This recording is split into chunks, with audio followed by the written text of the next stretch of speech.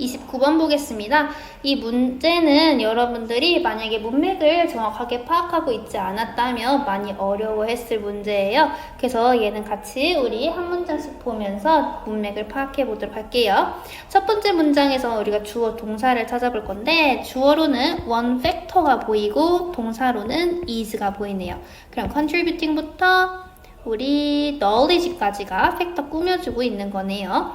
자, 기여한대요. 어디에 기여하는데요? 학생들의 어려움이에요.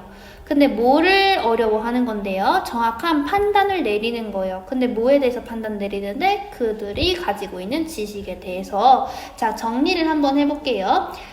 자신이 가지고 있는 지식에 대해서 정확하게 판단을 내릴 때 어려워하도록 하는 요인이 바로 hindsight bias다 이렇게 이야기를 하고 있습니다. 자, 그러면 아이들은 hindsight bias 때문에 자신이 가지고 있는 지식에 대해서 정확하게 판단을 내릴 수가 없다라고 이야기하고 있는 거네요. 그쵸? 그들이 가지고 있는 지식을 내가 실제로 알고 있는지 모르는지에 대해서 판단 내리기를 어려워한다는 거죠. 자, 그럼 hindsight bias가 무엇인지를 우리가 뒤에서 설명해주는 내용을 보고 한번 파악을 해볼게요. 자, 경향성이라고 합니다. 어떠한 경향성인데요? to부터 happen까지가 지금 텐드시 꾸며주고 있는 형태인 거죠. 자, once happens 앞뒤로 한번 끊어볼게요. 어떤 것이 발생하고 나서 assume, 가정하다라는 뜻이죠. 가정하는 거예요. 무엇을 가정을 하는데요? 어떠한 사람이 knew along 하면은 처음부터라는 뜻입니다. 처음부터 알았다는 거죠. 발생할 것을. 그럼 과거에 이렇게 발생했을 거다, 할 거다라는 것을 이 사람은 어떠한 사건이 발생하고 나서 나 처음부터 알고 있었어 라고 생각하는 경향이다. 이렇게 이야기를 해볼 수가 있겠네요. 그러면 hindsight bias를 우리가 우리말로 한번 요약을 한번 해볼게요. 즉, 어떠한 사건이 발생했어요. 사건 발생 후.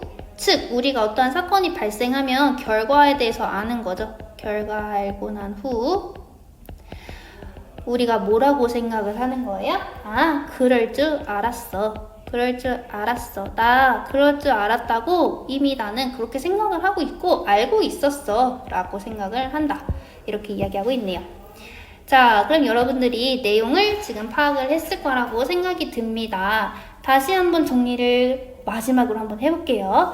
자, 아이들이 자신의 가지고 있는 지식에 대해서 이게 정확한지 아닌지에 대해서 판단을 내려야 되는데 그럴 때 어려워하는 요인이 하나가 있대요. 그게 바로 무엇이다? 아이들이 hindsight bias 때문에 어려워하더라. 근데 이 hindsight bias가 뭔데? 사건이 발생하기 전에는 내가 그럴 줄 알았어 라고 얘기를 못하는 거죠. 근데 어떠한 사건이 발생을 하고 그 결과가 눈앞에 나타난 후에는 나 진짜 그럴 줄 알았다 이렇게 생각을 해볼 수가 있다라고 이야기하고 있네요.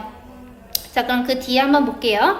학생들이 피드백을 받았어요. 근데 어떠한 피드백을 받았대요? 보여준대요. 그 피드백이 그들의 지식이 incomplete라고 되어 있네요. 불완전하다고. 그러면서 such as가 나옵니다. such as는 앞에 대한 내용에 대한 예시를 이야기를 해주는 거죠. 그쵸? 그러면 incomplete가 나왔으니까 뒤에서는 우리 뭘 써줘야 될까요? incorrect 써주는 게 맞지요. 그쵸?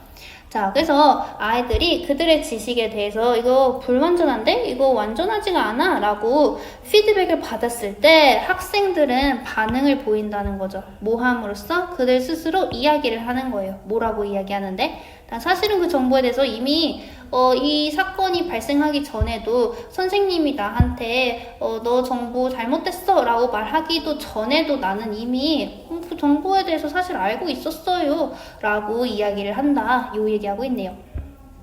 자, 어도가 나왔습니다. 학생들은요, grasp 하면은 이해란 뜻이거든요. 그 내용에 대해서 완전히 이해를 하지 못했음에도 그들은 나 이해했다 라고 생각을 한대요. 왜일까요? 그들은 어떠한 컨텐트, 내용을 알았기 때문이죠. 자, 어떠한 컨텐트, 내용을 알고 나서는 우리가 그 뒤에서는 아, 맞다. 솔루션이 명확하게 보인단 말이야. 그치? 그래서 뒤에서도 한번 얘기를 합니다.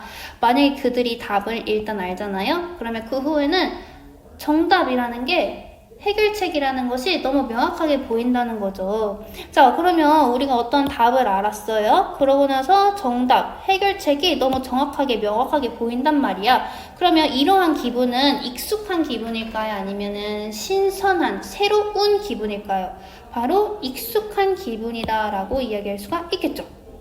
이 익숙한 기분이 학생들로 하여금 어떻게 이끄나. 자, exaggerated 하면은 과장된 이란 뜻이에요. 그래서 그들이 알고 있는 것을 더 넘어서 알고 있다 라고 과장되도록 생각을 하는 그런 과정으로 이끌더라 이렇게 이야기를 하고 있는 거네요. 그쵸?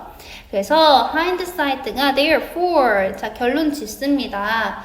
기분을 diminish 하면은 감소하다, reinforce 하면은 강화하다죠. 그러면 무슨 기분인지에 따라서 우리가 골라볼 수가 있겠네요.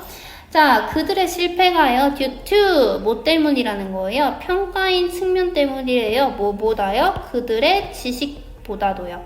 자, 그럼 봐봐.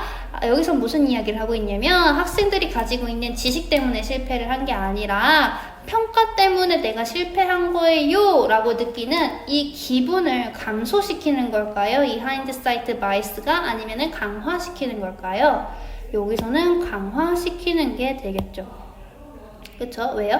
아이들이 어떠한 사건을 발생하고 나서 그럴 줄 알았어 라고 예측을 하는 거잖아요. 그 전에는 예측할 수가 없었단 말이야, 정확하게. 자, 그렇기 때문에 내 지식 자체가 잘못된 게 아니야. 그냥 평가인 측면에서 어떠한 일이 발생했기 때문에 평가 때문에 내가 좀 실패를 한 거야 라는 기분을 느끼도록 하는 거겠죠. 그래서 여기서는 우리가 답으로 3번 골라볼 수가 있습니다.